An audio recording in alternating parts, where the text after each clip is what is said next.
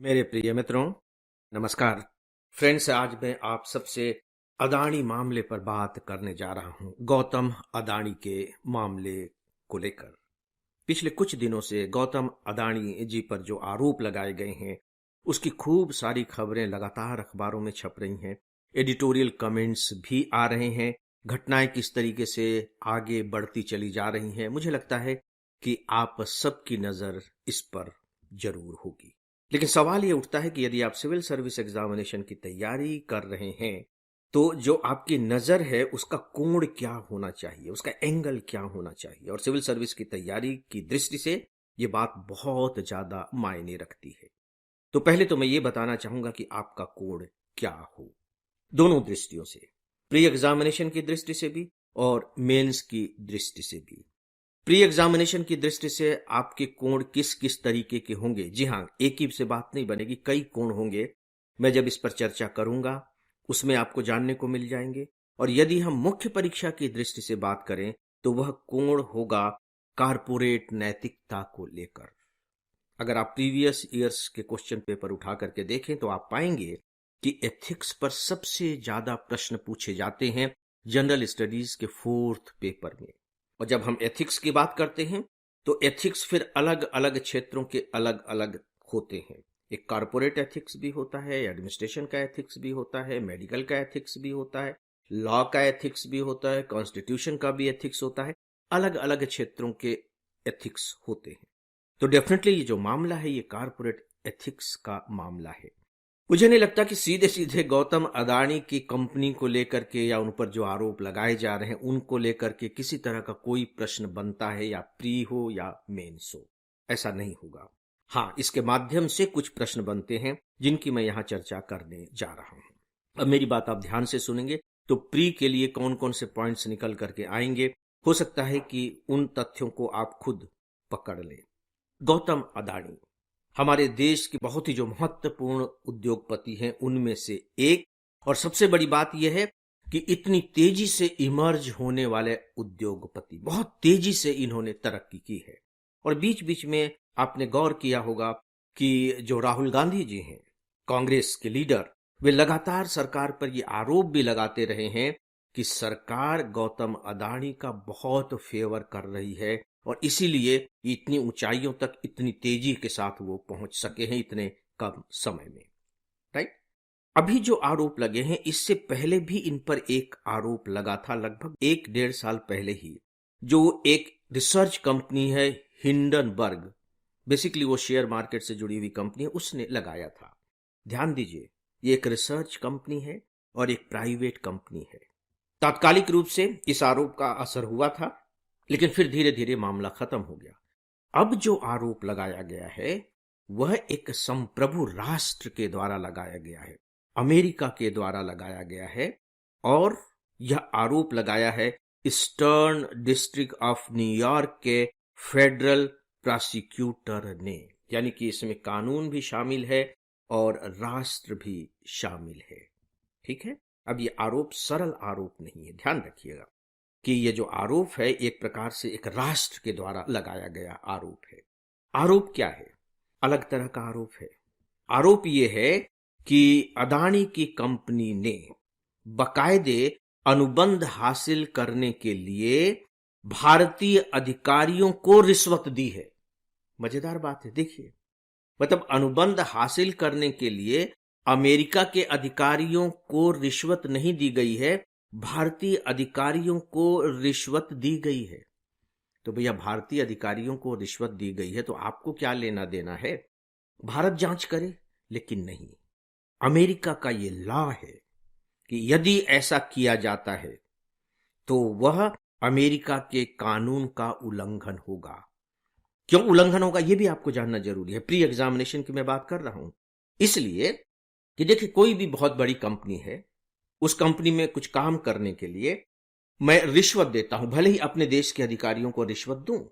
इसका मतलब हुआ कि मैं उस कंपनी में, जो अमेरिका की कंपनी है, मैं समझाने के लिए बात कह रहा हूं, गलत तरीकों का मैं इस्तेमाल करूंगा, क्योंकि मैंने जो रिश्वत दी है उस रिश्वत को तो मैं वसूलूंगा ना। जैसे मान लीजिए कि कंपनी है, उसे सड़क बनाना है, तो मैंने उसको रिश्वत देकर के सड़क बनाने का काम ले लिया, तो मैं सड़क बनाऊंगा। तो मैं सड़क तो उस क्वालिटी की नहीं बनाऊंगा ना। और उस कंपनी में बहुत से शेयर होल्डर हैं, पब्लिक ने उसमें पैसा लगाया हुआ है, तो उस कंपनी को अब नुकसान होगा क्योंकि मैं सड़क क्वालिटी की नहीं बना करके दूंगा। इसका मतलब यह हुआ कि उस कंपनी में जिन लोगों ने पैसा लगाया है, आप जिसे आप कह सकते हैं कि निवेशक है जो अमेरिकी, उनके साथ ये धोखाधड़ी नहीं हो गई, सरकार की तरफ से धोखाधड़ी हो गई, उनके साथ धोखा किया जा रहा है। इसलिए वहां के कानून के अनुसार यह अपराध है। ठीक है, अब वहां की जांच एजेंसियां इसकी जांच कर रही हैं, देखते हैं कि आगे क्या होगा। भारत के संदर्भ में क्या होगा? देखिए, भारत के संदर्भ में यह होगा, बकायदे अमेरिका सरकार ने अदानी और जो उनके समूह के जो लोग हैं जिनके खिलाफ आरोप लगाए गए हैं, उनके खिलाफ वारंट जारी कर दिया है। लेकिन क्या इन्हें गिरफ्तार किया जा सकेगा? नहीं, इन्हें गिरफ्तार नहीं किया जा सकेगा क्योंकि ये भारत में है। कानून के अनुसार न तो भारत अमेरिका में रह रहे किसी अमेरिकी को गिरफ्तार कर सकता है, भले ही उसने अपराध भारत में किया हो, और न ही अमेरिका किसी भारतीय को गिरफ्तार कर सकता है, भले ही उसका जो अपराध है अमेरिकन कानून के उल्लंघन से जुड़ा हुआ है।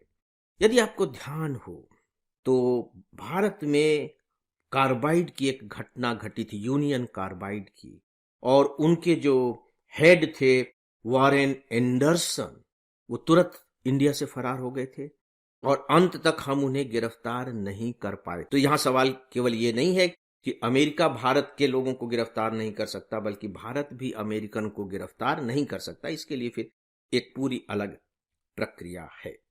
दोस्तों, अब इसके इंपैक्ट पर हम आते हैं। टोटल इसका क्या इंपैक्ट होगा? अदानी एक बहुत बड़ा उद्योग घराना है, उसके शेयर देखिए कि फटाफट तेजी के साथ गिरने शुरू हुए, बहुत बुरी तरह से शेयर गिरे हैं। और जब हिंडनबर्ग ने आरोप लगाए थे तब भी उसके शेयर बहुत तेजी से गिरे थे, लेकिन उस समय वो संभल गए थे। लेकिन अब देखिए आगे कैसी स्थिति बनती जाती है, शेयरों पर उस तरह का प्रभाव पड़ेगा। शेयर गिरते क्यों हैं? सीधी सी बात है कि अदानी समूह अब विवाद में है। पता नहीं यह विवाद क्या रूप ले। तो अगर रूप लेगा तो जाहिर है कि जो कंपनी के प्रॉफिट हैं वो कम होंगे, और यदि कंपनी के प्रॉफिट कम होंगे तो उस कंपनी के शेयरों के दाम भी घटेंगे। उदाहरण के तौर पर जैसे ये खबर आई तो बकायदे नैरोबी में जो इनका कॉन्टेक्ट था कि वहां के एयरपोर्ट का विस्तार करेंगे और भी जो दूसरे काम थे कुछ बिजली वगैरह से संबंधित, उन्होंने सब कैंसिल कर दिए, निरस्त कर दिए कि हम नहीं देंगे अदानी ग्रुप को। आप देख रहे हैं प्रॉफिट कम हो गया। इसलिए इस ग्रुप के प्रॉफिट कम होने की आशंका से उनके शेयरों के रेट बहुत ज्यादा गिरे हैं। अब ये मामला आगे चलेगा, लेकिन क्या ये जो शेयर मार्केट की जो बात है, या जैसे अदानी ग्रुप ने वहां जो बॉन्ड ला रहे थे, ये काफी बड़ा बॉन्ड था, उस बॉन्ड को भी उन्हें कैंसिल करना पड़ गया। अमेरिका में वो बॉन्ड ला रहे थे, यानी कि वो डॉलर में धन जुटा रहे थे अपनी कंपनी के लिए, उसको भी उन्होंने कैंसिल कर दिया। तो चलिए, ये तो एक पर्टिकुलर उद्योगपति की बात हुई, औद्योगिक घराने की बात हुई, अदानी समूह की बात हुई। लेकिन आपको क्या लगता है कि जो इसका इंपैक्ट है वो केवल अदानी समूह तक ही सीमित रहेगा? नहीं, ऐसा नहीं होता है। इसका जो एडवर्स इंपैक्ट होगा वो भारतीय अन्य उद्योगपतियों पर भी होगा, क्योंकि ये सवाल अदानी पर विश्वास और अविश्वास का नहीं है, बल्कि सवाल है भारतीय अर्थव्यवस्था पर विश्वास और अविश्वास का। जब भी आप हमारे देश के आर्थिक प्रगति विकास के बारे में कुछ भी आर्टिकल पढ़ते होंगे तो उसमें एक पॉइंट आपको मिलता होगा कि हमें विदेशी निवेश की जरूरत है। हम चाहते हैं कि विदेश के लोग आएं और हमारे यहाँ इन्वेस्ट करें। हम ये भी चाहते हैं कि हमारे यहाँ जो विदेशी मुद्रा का भंडार है वो लगातार आगे बढ़ता चला जाए। हम ये चाहते हैं, लेकिन ये कब संभव होगा? ये तभी संभव होगा जब हमारी अर्थव्यवस्था पर, हमारी सरकार पर विदेशियों का विश्वास होगा।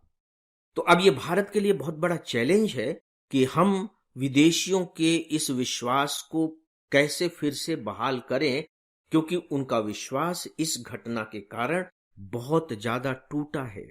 और केवल अर्थव्यवस्था के विश्वास की बात नहीं है, बल्कि सच पूछिए तो जब हम अंतर्राष्ट्रीय स्तर पर बात करते हैं या डिप्लोमेसी के क्षेत्र में जाते हैं तो राष्ट्रीय छवि का भी प्रश्न उठकर खड़ा होता है। इसलिए ये कहा जा रहा है कि अब सेबी को चाहिए कि वह भी अपनी जांच शुरू कर दे और बहुत ही पारदर्शी तरीके से जांच शुरू करे, क्योंकि अगर पारदर्शी तरीके से जांच शुरू नहीं होगी और उसके रिजल्ट बहुत ओपन होकर के नहीं आएंगे, तो लोगों के मन में जो एक आशंका घर कर गई है, उस आशंका का आसानी के साथ निवारण नहीं हो सकेगा। तो दोस्तों, इस रूप में आप देखिए कि कैसे एक जो कारपोरेट नैतिकता होती है, उस कारपोरेट नैतिकता के सामने एक जबरदस्त प्रश्नवाचक चिन्ह लग गया है। तो दोस्तों, इस विषय पर मैं इतनी ही बातें आप सबसे कर रहा हूं। इस पर आप सब भी विचार करें, और यदि नए पॉइंट्स आपको आगे मिलते चले जाएं तो प्लीज आप उन्हें एड ऑन करते रहें। फ्रेंड्स, आज के डेली ऑडियो लेक्चर को यहीं समाप्त करते हैं। नमस्कार।